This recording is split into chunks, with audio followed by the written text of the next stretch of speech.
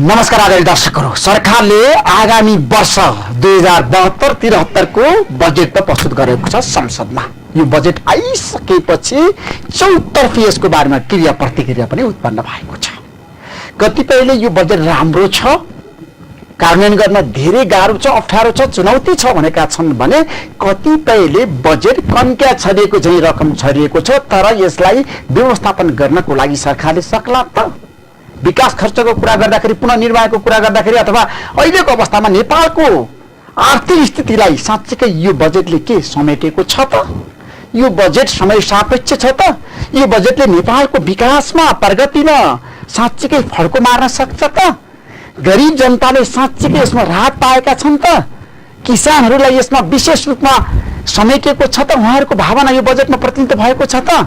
देशको कर्मचारी प्रशासनको साँच्चै कुरा गर्ने हो भने यस पटक पनि तलब बढेन। यो बजेटले किन कर्मचारीको भावना समेट्न सकेन त?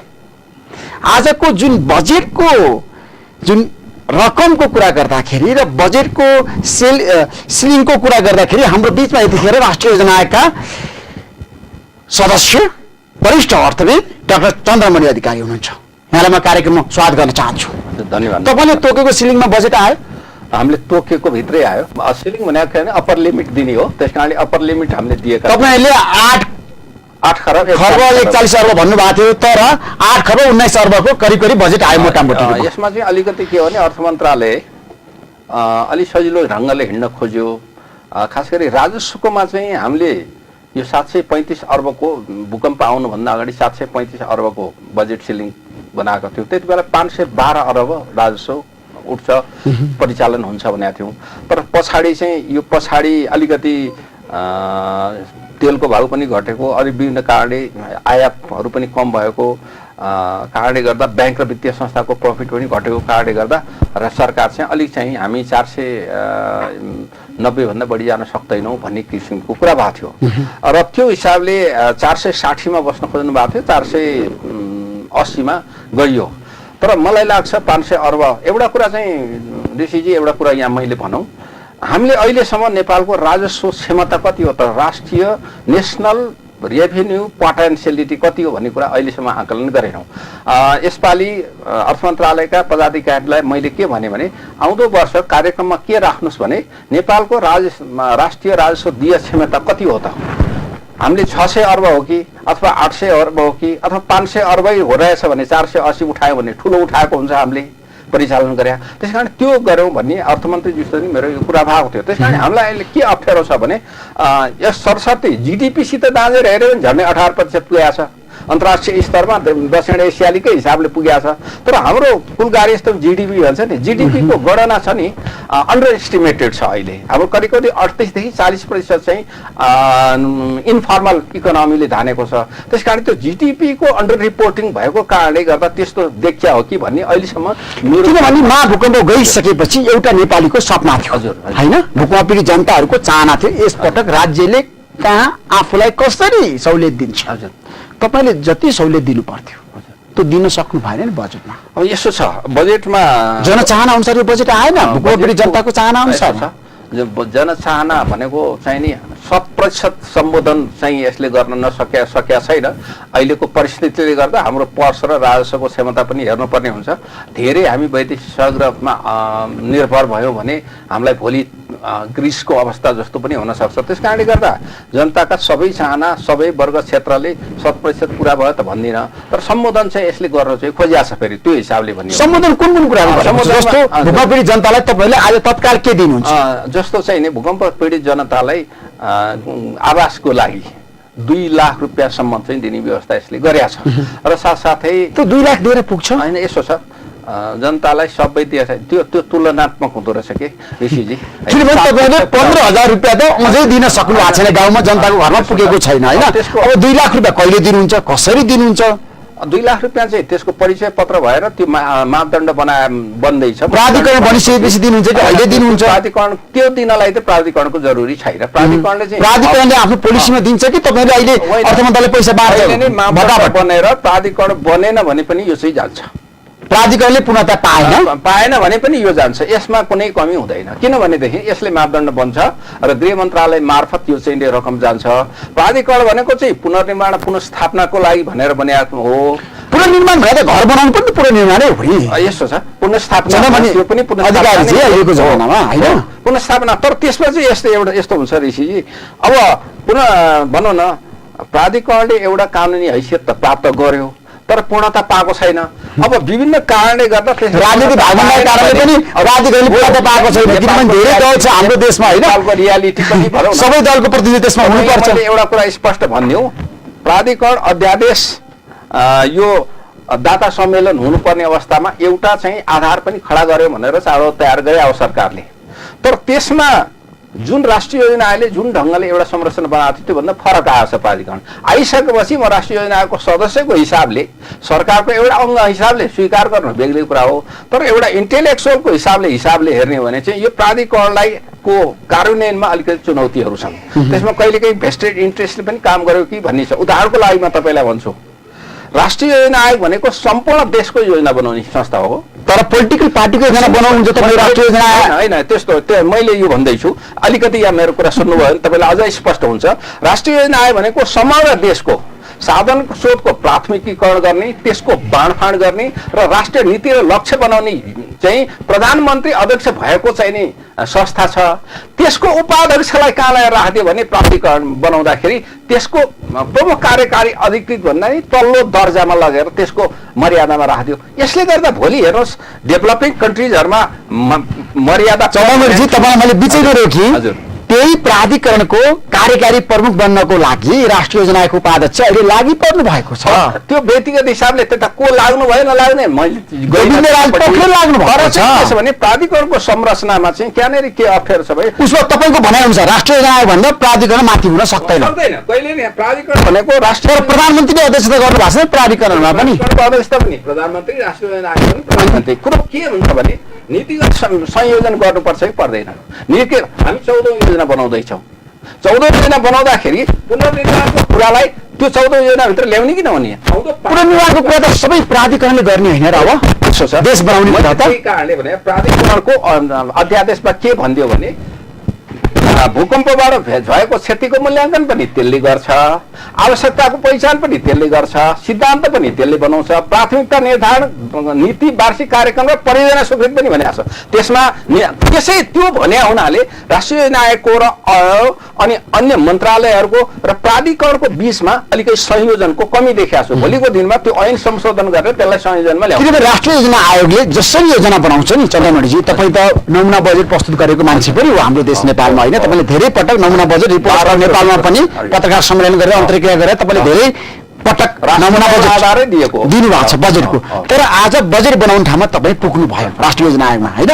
तर तपाईँले बजेट बनाउँदाखेरि गरिबको, किसानको, असहायको, दुखीको मन जित्न सक्नु भएन। यसपटक तपाईँलाई स्पष्ट ढङ्गले भन्यो हेर्नुहोस्, हो राष्ट्रिय योजना आयोगको अहिलेको टिम कोही न कोही पार्टीले सिफारिस गरेर गएको हो, तर अहिलेको टिम जस्तो कम्पिटेन्ट टिम चाहिँ नि बिरलै थियो भन्नुपर्ने हुन्छ। र मैले चाहिँ एउटा राजनीतिको इन्फ्लुएन्स छ नि तपाईँहरुमाथि, राजनीतिको इन्फ्लुएन्स चाहिँ छ भनेर म किन भन्दिनँ, म प्रोफेसनल्ली काम गर्ने मान्छे हो। हेर्नुहोस् तपाईँले हामीले पार्टीले भनेको तपाईँ मान्नु राष्ट्रिय योजना आयोगमा बसेर मेरो विद्यालाई, मेरो अनुभवलाई, देशको आवश्यकतालाई त्यसले पुरा गर्दैन भने पोलिटिकल पार्टीले अथवा कसै नेतृत्वले भन्यो भनेर माने। तर एउटा कुरा के छ भने उहाँहरूलाई कन्भिन्स गर्छु म, फेरि उहाँहरूलाई यहाँले भन्नुभएको कुरा यो कुरा ठिक छैन भने। तर योजना बनाउने योजनाविदहरू राजनीतिक पार्टीबाट काहीँ न काहीँ प्रभावित हुन्छ। यसो छ, राजनीतिक दर्शनबाट प्रभावित हुन्छ, पार्टीबाट भन्दा दर्शनबाट। तर हाम्रो देशमा दर्शनबाट होइन, स्कुलिङै पार्टीबाट प्रभावित हुन्छ। धेरै उदाहरण छ चन्द्रमणिजी। मैले यहाँले भनेको कुरा, म जहिले पनि समतामूलक समाजको सृजना गरी लोकल न्यायकारी राज्यको स्थापना गर्ने र निजी क्षेत्र र चाहिँ नि सरकार मिलेर राज्य अगाडि बढाउनु पर्छ भन्ने पक्षको मान्छे स्कुलिङको हो भने त्यो कुरा यो बजेट राम्रो छ भनेर हामीले भन्न सक्छ। अहिलेको बजेट सरस्वती पढ्दाखेरि हेर्दाखेरि हजुर यसमा म अर्थमन्त्रीले प्रस्तुत गरेको बजेट राम्रो छ। त्यसमा पनि म इमानदारीतापूर्वक तपाईँलाई भनिदिन्छु। हेर्नुहोस् अहिलेको के कमी कमजोर छ एकदम क्लियर कट आज तपाईँले जनतालाई बताइदिनुहोस्, किनभने हामी बजेट बहसमा छौँ आज। राजनीतिक अहिलेको समीकरणको अवस्था, अहिले देशको अवस्था भूकम्पले समेत एउटा चाहिँ नि दिशालाई परिवर्तन गरिदिएको अवस्था र समग्र अर्थतन्त्रमा जुन सूचकहरू देखिएको छ त्यो अवस्थालाई हेर्दाखेरि अर्थमन्त्रीले को नियतमाथि शङ्का गर्नु हुँदैन। हामी बजेटको उद्देश्यमाथि शङ्का गर्नु। त्यसो भए अर्थमन्त्री डाक्टर राम शरण महतले राम्रो बजेट ल्याउनु भयो। बजेट तपाईँको भनाइअनुसार एकदम क्लियर कट सिधा प्रश्नको सिधा उत्तर चाहन्छु। समग्रमा आलोचना पनि भएको छ बजेटको बारेमा। अर्थविदहरूले भनेका छन् यसो छ कन्क्या छरे यस्तो गरी छरियो, जुन किसिमको पैसा छ नि विभिन्न ठाउँमा शीर्षकमा छुट्याइएको छ नि। आलोचना भने त गर्नु पाउनु पर्ने लोकतन्त्रमा। तपाईँलाई एउटा कुरा म सम्झाउँ, 2052 सालमा गाउँ विकास समितिलाई हरेकलाई 3 लाख दिँदाखेरि कनिका छरियो भनिएको थियो। अहिले तपाईँले कति करोड दिँदै हुनु होइन? अहिले कनिका छर्ने विषय भने संस्थागत गर्नु पर्दो रहेछ। हेर्नुहोस्, संस्थागत गर्यो, त्यसलाई विधिमा ल्यायौँ, त्यसलाई चाहिँ नि आधार मापदण्डहरू तयार गर्यौँ भने त अहिले गाउँ विकास समितिलाई त्यसैको आधारमा अहिले 45 लाखसम्म र अहिले 5 लाख थप पनि दिने भनेर भनिएको छ। त्यसलाई 50 लाखसम्म एउटा गाविसमा जान सक्ने स्थिति। तर गाविस गाब्ने कुरा पनि त आएको छ हैन? 5वटा गाविस एकै ठाउँमा गाब्ने कुरा पनि आएको छ। अब स्वाभाविक हो। अबको संघीय संरचनामा जाँदा त हिजोको जस्तो 4000 गाविस राखे त चल्दैन। त्यो गाविस गाब्ने कुरालाई हामीले अन्यथा लिनु हुँदैन। तर गाविस गाब्दा के आधारमा त्यो पैसा पनि त गाभिन्छ नि त। गाविस स्वाभाविक हो गाविस। तर एउटा कुरा के छ भने ऋषिजी, गाविस गाब्ने अथवा नगरपालिकालाई गाब्ने गर्दा साधन र स्रोत दिँदा त्यही ढङ्गले जनशक्ति पनि प्रविधि पनि र त्यसमा काम गर्ने स्वतन्त्रता पनि दिनुपर्छ। जनशक्ति अहिले चाहिँ गाविस गाब्नेलाई इन्जिनियर नदिने हो भने, प्राविधिक नदिने हो भने, सामाजिक परिचालक नदिने हो भने, त्यसमा चाहिँ नि तपाईँको जेठिए नदिने हो भने, अनि त्यसले त्यो कार्यक्रम एउटा सचिवले तपाईँहरूले उद्योगपतिलाई रिजाउनको लागि चाहिँ यसपटक सफल हुनु भयो। उद्योगपतिहरूलाई रिजाउनु त पर्छ नै, किनभने उद्योगीहरू त निजी क्षेत्र व्यापारीहरूको मन जितेर तपाईँले बजेट ल्याउनु भयो यसपटक। किनभने उद्योगपतिहरूले विगतमा आलोचना गर्दै धेरै यसपटक सहयोग र समर्थन गर्ने भनेका छन्। लगानीको वातावरण बनाउन खोजिया हो। एउटा के चाहिँ पुनर्निर्माण कर लगाउने कि नलगाउने भन्ने थियो। तर एउटा चाहिँ अर्थ मन्त्रालयले यो लास्टमा यो टिमभित्र म थिइनँ। तर चाहिँ नि कुरा के हो भने अन्तिममा निर्क्युल गर्ने बेलामा तर पुनर्निर्माण कर चाहिँ मैले पनि सामान्यतया अहिलेको अवस्थामा कर लगाउनु भन्दा लागेका करलाई राम्ररी चाहिँ परिचालन। पुनर्निर्माण कर नलगाउँदाखेरि त देशमा चाहिँ पारदर्शी नहुन पनि सक्छ, दुरुपयोग हुन पनि सक्छ नि रकमहरू। होइन, पुनर्निर्माण कर नलगाउँदा चाहिँ दुरुपयोग हुने, लगाउँदा दुरुपयोग नहुने भन्ने हुन्छ र? तर पनि अहिलेको अवस्थामा तपाईँलाई थाहा छ पुनर्निर्माण कर लगाउँदाखेरि अलिकति तपाईँहरूलाई छ नि आम्दानी राम्रो हुन्थ्यो, साधन र स्रोत जुट्न सक्थ्यो। अघि नै यहाँलाई मैले सुरु भने नेपालको रेभेन्यू क्यापेसिटी कति हो भन्ने कुरा पहिले हामीले आकलन गर्नुपर्छ भन्ने हाम्रो सोच छ र त्यो खालको कार्यक्रम राखौँ भने पनि छु। त्यसो भयो भने अहिलेकैमा यहाँले सुन्नुभएको छ ट्याक्समा वाइडेनिङको कुरा चाहिँ हामी सबैले गर्छौँ। करलाई आधारलाई विस्तारित गर्ने भन्छौँ, दायरा बढाउने भन्छौँ। तर डिपेन्डिङको कुरा पनि छ नि। कुनै व्यक्तिले 2 करोड कर बुझाउनु पर्ने ठाउँमा 20 करोड बुझाएर उम्किएको छ भने, 20 लाख बुझाएर उम्किएको छ भने त्यो 2 करोड बुझाउने क्षमता अनुसारको लिने त्यो खालको अनुसन्धान क्षमता, त्यो इन्भेस्टिगेसन गर्ने क्षमता त्यो प्रशासनमा त्यत्तिकै हुनुपर्छ। त्यसकारण मेरो धारणा चाहिँ त्यो त्यतापट्टि डिपेन्डिङ गर्नेपट्टि पनि जानुपर्छ भन्ने चाहिँ हो। तपाईँको धारणा जुन किसिमको अहिले आयो नि होइन, तपाईँले जसरी बजेटमा आफ्नो दृष्टिकोण राखिरहनु भएको छ, बजेट त आयो तर यो बजेटले कर्मचारीको मन जित्न सकेन नि। अब तलब नबढेकोमा गुनासो छ कर्मचारीको मसँग भनेका छन्। यसबारेमा तपाईँले बहस गरिदिनुपर्छ होइन। यसमा कर्मचारीको तलब बढाउनु हुँदैन भन्ने पक्षमा म पनि होइन। तर किन बढाउनु तपाईँलाई चाहिँ एउटा कुरा भनिदिउँ, तर एउटा परिस्थिति चाहिँ के हो भने नबढाएकोमा कर्मचारीको अहिले चाहिँ इज्जत बढेको छ। किनभने कसरी इज्जत नेपालमा 6 लाख व्यक्ति चाहिँ यो करिब 6-7 लाख 10 लाख जति टोटल सबै गऱ्यो 10 लाख चाहिँ वेतनभोगी मान्छे छन्। तर वेतनभोगीलाई हामीले अहिलेको परिस्थितिमा पुनर्निर्माण पनि गर्नु छ। पुनर्निर्माण भनेको भूकम्पको मात्रै होइन नि, अहिले तपाईँले बाढी पहिरो पनि गइरहेछ, आगलागी पनि भएको थियो, हिजो गत सालको बाढी पहिरोको अवस्था पनि छ।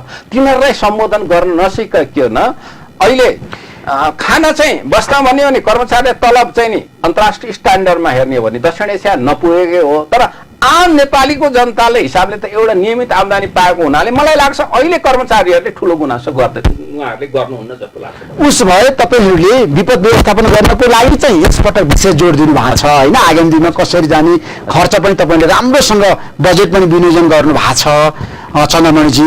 तर अहिलेको अवस्थामा छ नि कर्मचारी भनेको राष्ट्रको सेवक हो होइन, उनीहरूको मनोबल त उच्च पार्नुपर्छ नि, पर्दैन? यसमा दुई मात्रै छैन। गाउँ गाउँमा गएर काम गर्ने कर्मचारीहरूलाई आजको दिनमा तपाईँले तलब बढाइदिएको भए उनीहरू उत्साहित हुन्थे, तलब बढाउन खुसी हुन्थे। सक्ने हुँदाखेरि नबढाउने भनेकै होइन, तर चाहिँ के हुन्छ भने तलब मात्रै होइन, अन्य सुविधाबाट पनि गर्न उनीहरूलाई उचित ठाउँ उपयुक्त ठाउँमा सरुवा गरिदिएर उनीहरू वृत्ति विकासको उपयुक्त अवसर प्रदान गरेर अनि उचित ढङ्गले सम्मानित गरेर रिकग्निसन दिएर राम्रो काम गर्नेलाई मापदण्ड अनुसार जिम्मेवारी पुरा गरेको कुनै व्यक्तिले तपाईँले कसैलाई तिम्रो यति बजेट हो, यति दिनभित्र यो काम सम्पन्न गर्नुपर्छ, यो मात्रामा, यो क्वान्टिटीमा, यो गुणस्तरमा काम गर्यौ भने तिमीलाई पुरस्कृत गर्छु भनेर भन्ने र त्यसो नियतवश त्यसो नगरेर दण्डित गरे भने पनि त्यो पनि त प्रोत्साहन हो नि। त्यसकारणले गर्दा तलब वृद्धि गर्नेमा मेरो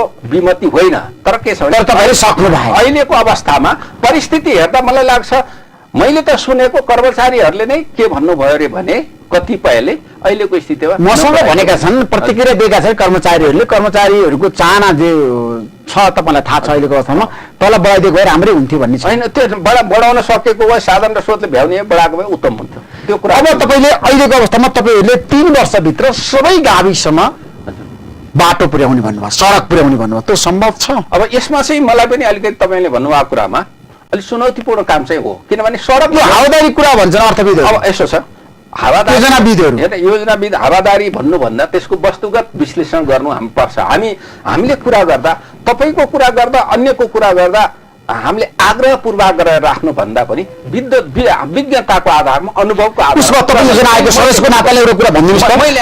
वर्षभित्रमा प्रत्येक गाविसमा मोटर बाटो पुग्छ? चुनौतीपूर्ण काम छ भनिहालेँ नि, यो पूर्ण गाह्रै काम छ। गर्न नसक्ने कुरा किन तपाईँहरू बजेटमा ल्याउनुहुन्छ?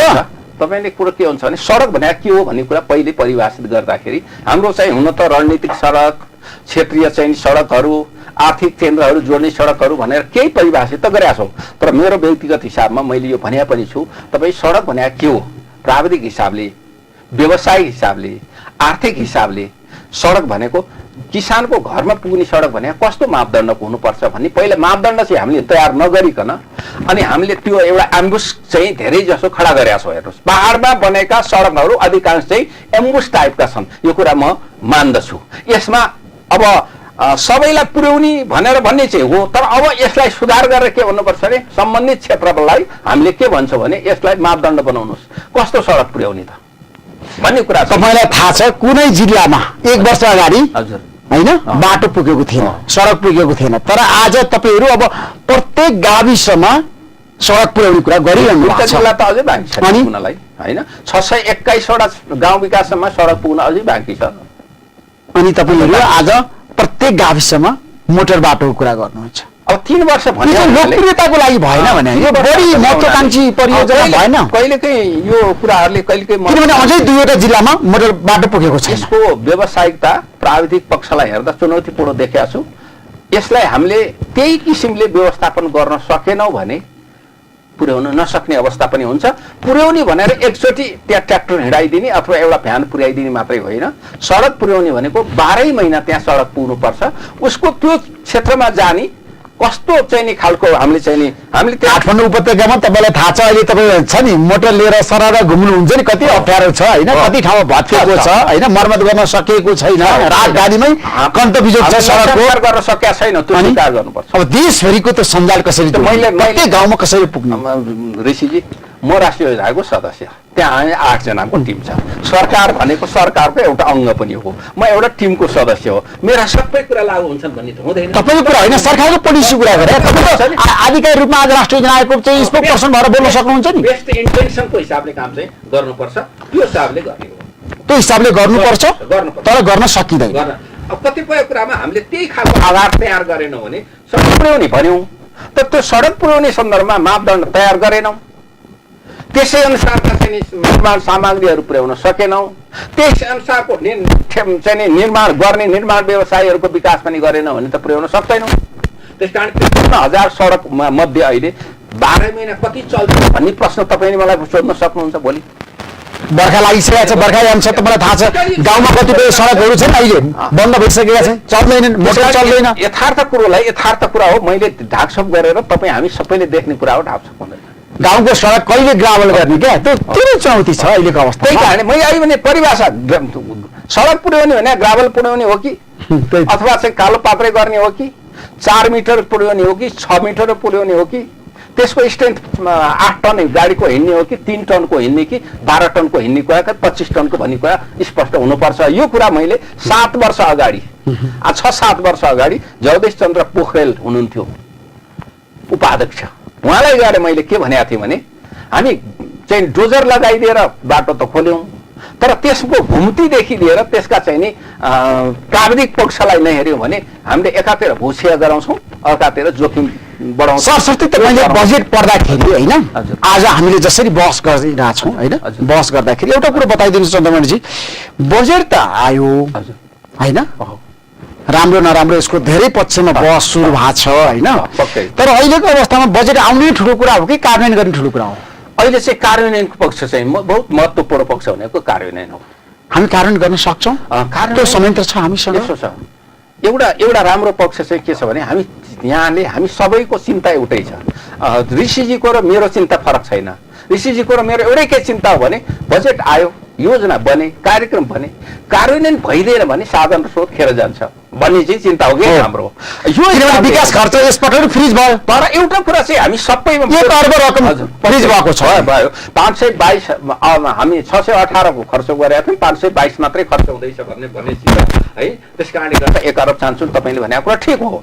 अब यहाँनिर तर एउटा कुरा चाहिँ के, हामी सबैमा कहाँनिर चाहिँ नि कुरा मिलिया छ भने सरकारले के भनेको छ भने हाम्रो कार्यान्वयन क्षमता भएन, बाहिरको मान्छेहरूले पनि त्यही भनेको छ, यहाँहरू जस्ता मिडियाका चाहिँ मूर्धन्य व्यक्तिहरूले पनि त्यही भनिराख्नु भएको छ, सबै कुरा मिलेको छ। त्यस कारणले यो बजेट आउँदाखेरि हामी पनि गत सालदेखि नै राष्ट्रिय योजनामा गएपछि नै यो कहाँ सुधार गर्न सक्यो भने कार्यान्वयन पक्ष बलियो हुन्थ्यो भनेर हामी लागि नै रहेको छौँ। यहाँले हेर्नु भएको छ मन्त्रालय हाम्रो संयन्त्र कमजोर छ होइन, कर्मचारी तन्त्र कमजोर छ। कर्मचारी तन्त्र मात्रै होइन, कर्मचारी हाम्रो जनशक्तिको अभाव छ, जनशक्तिको चरित्र र गुण र त्यो खालको जनशक्ति नै हामीसित कम छ नि। तर एउटा कुरो है, तपाईँले कसरी हेर्नु भएको छ बेरोजगार युवाहरूको समस्या यो बजेटले सम्बोधन गर्न सकेन?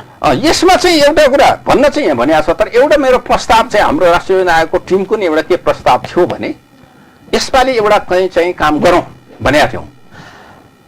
खाडी देशमा मान्छेहरू गयो भने जोखिम बेहोरेर गएको छ, धेरै पैसा तिरेर नै गएको छ।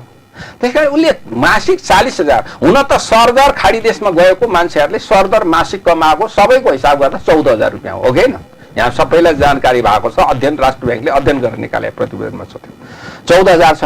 तर व्यक्तिले हिसाब गर्दाखेरि सामान्यतया 35-40,000 रुपियाँसम्म महिना कमाउँछ भने उसलाई हामीले 25,000 कमाउँछ भने 15,000 को ग्यारेन्टी गर्दैनौँ न, तर प्राविधिक खालको चाहिँ उनीहरूलाई प्रशिक्षित गरौँ, 15-16,000 को कमसे कम मासिक ग्यारेन्टी गरिदिउँ र पुनर्निर्माणको काम र नवनिर्माण। मैले बिचैमा रोकेँ, अहिले हामी जुन किसिमको बहसमा छौँ जाँदा यो कुरा क्लियर कट नेपाली जनतालाई आज तपाईँले बताइदिनुहोस् होइन, बेरोजगारी युवाको समस्या समाधान भएन, पर्फेक्टली हुन गरिबीको रेखामुनि रहेको नेपालीहरूलाई जसरी आज हामीले छ नि उकास्नु पर्थ्यो त्यसमा पनि तपाईँहरू सफल हुनु भएन।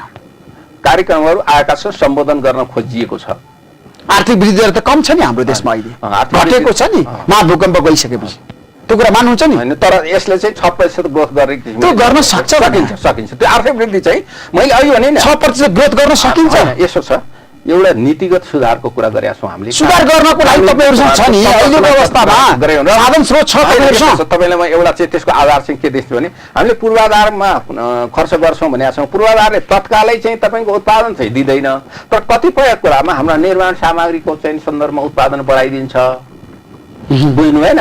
व्यक्तिको आय बढाइदिन्छ र साथसाथै तपाईँको अर्को निजी क्षेत्रले पनि अहिले संविधान आइदियो, स्थानीय तहको निर्वाचन भएर यहाँ हामीले भनेका संरचना निर्माण। आर्थिक परिसूचकहरूको कुरा गर्दा तपाईँलाई थाहा छ, आर्थिक परिसूचकहरूको कुरा गर्दाखेरि विगत केही वर्षदेखि कमजोर रहेको आर्थिक वृद्धि लगातार दोस्रो वर्ष पनि 5% भन्दा माथि रही अर्थतन्त्र क्रमश सकारात्मक गति लिन थालेको थियो अवस्थामा छैन अहिले, सकारात्मक गति लिने अवस्थामा छैन अहिले। यो भने चाहिँ के भने सकारात्मक गति लिन थालेको थियो। यही बेला भूकम्प आएको अनि हुनाले भूकम्प गइसकेपछि 3 महिनामा आर्थिक स्थिति कमजोर भयो। अनि होइन कमजोर भएकै हो, देखिसक्यो है, यसलाई चाहिँ छोपेर छोपिन्न।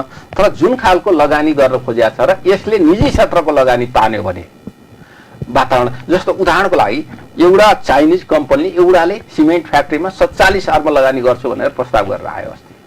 भनेपछि यही ढङ्गले हामीले पूर्वाधारको क्षेत्रमा नयाँ क्षेत्रमा लगानी गराउन थाल्यौँ भने त, र कृषि क्षेत्रमा पनि लगानी अवृद्धि छ। त्यहाँ 6% को ग्रोथ चाहिँ ठुलो कुरा होइन हेर्नुहोस् ऋषिजी। तर कुरा के छ भनेदेखि यसको लागि कुरा चाहिँ गऱ्यौँ भने अप्ठ्यारो चाहिँ छ है। अप्ठ्यारो त स्वाभाविक ढङ्गले 3 बाट 6 पुर्याउनलाई त धेरै गाह्रो छ। हिजोको जस्तो काम। त्यही कारणले मैले अर्थ मन्त्रालयको साथीहरूलाई के भने, राजस्व अलिकति बढाउनलाई तपाईँहरू मेहनत गरौँ, अरू मन्त्रालयले कार्यान्वयन गर्नलाई बढी मेहनत गरौँ।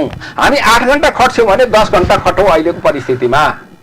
तर यसपटक पनि तपाईँले उद्योगपतिको मन जित्ने मात्रै कोसिस गर्नुभयो, किसानको होइन, गरिबको होइन, असहायको होइन, गाउँमा बस्ने हर जति किसानले जुन किसिमको अपेक्षा गरेका थिए नि बजेटबाट त्यो पाएनन्। किसानहरूलाई पनि एउटा कुरा चाहिँ के छ भने नपाएको होइन, हामीले दिन नसक्या हो। किन भन्नुहोस् न, बिमा कृषि बिमाको व्यवस्था गरिदियो नि हामीले, त्यसको 10% मात्रै खर्च भएछ। कारण के रहेछ ऋषिजी भन्नु यहाँलाई? दुईटा कारण। एउटा चाहिँ किसानले यो तपाईँले दिन लागेको छ नि थाहा नै पाउँदो रहेछ। थाहा पायो भने पनि के रहेछ, पाउने प्रक्रिया नै जानकारी रहेछ। त्यस कारण यसमा सरलीकृत गरौँ त्यसलाई, र किसानले पाउने कुराको जानकारी पाउने प्रक्रियामा पनि सरलीकरण गरिदिउँ भन्यौँ। त्यस कारणले गर्दा यो कुराहरू कृषि मन्त्रालयलाई एउटा सहजीकरण ब्रान्च नै खोल्नुहोस् तपाईँ हरेक ठाउँमा भनेर भने हो। उसो यो बजेट पुरानै बजेटको निरन्तरता हो। निष्कर्षमा पुग्दाखेरि हामी पुरानो बजेटको निरन्तरता पनि हो।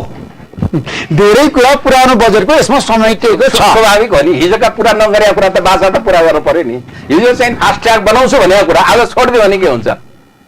फास्ट ट्र्याकमा 1 अर्ब रुपियाँ समय त लम्बिरहेको छ। हाम्रो हिजोको सोचमा त फरक भएको छ। तपाईँले के अरे निजी क्षेत्र आउला विदेशी आएर बनाउँछ भनेमा त बनेन नि। त्यस कारण अब 1 अर्ब रुपियाँ हालेर जान त अगाडि बढेका छौँ नि त। त्यस कारण यी सकारात्मक कुराहरू पनि छन् ऋषिजी। त्यस कारणले गर्दा यो समाज भने त मिश्रित हुन्छ। तपाईँ हामी सबै मिश्रित समाजमा बसेका छौँ। बजेट आयो कार्यान्वयन होस् होइन, जनताले साँच्चै अहिले राहत पाओस् होइन। महाभूकम्प गइसक्यो, जनतामा एउटा त्रास पनि छ होइन। त्यसमा सरकारले जुन किसिमको फोकस गरेको छ भूकम्प पीडित जनताको लागि, त्यसमा तपाईँहरूले राम्रोसँग व्यवस्थापन गरिदिनुहोस्। जनतालाई अहिले बसोबास चाहिएको छ। झक्याइराख्नुहोस् यो कुरा। र म चाहिँ व्यक्तिगत हिसाबले र म जुन क्षेत्र निकायमा छु त्यसलाई इमान्दारितापूर्वक यसलाई कार्यान्वयन गराउने पक्षमा अनुगमन गर्ने, भोलिदेखि नै कार्यान्वयन होस् हामी प्रतिबद्ध छौँ। Thank you so much. धन्यवाद चन्द्रमणि सर, समय दिनुभयो, तपाईँलाई धेरै धेरै धन्यवाद। हस्, नमस्कार। धन्यवाद चाहिँ यहाँहरूलाई।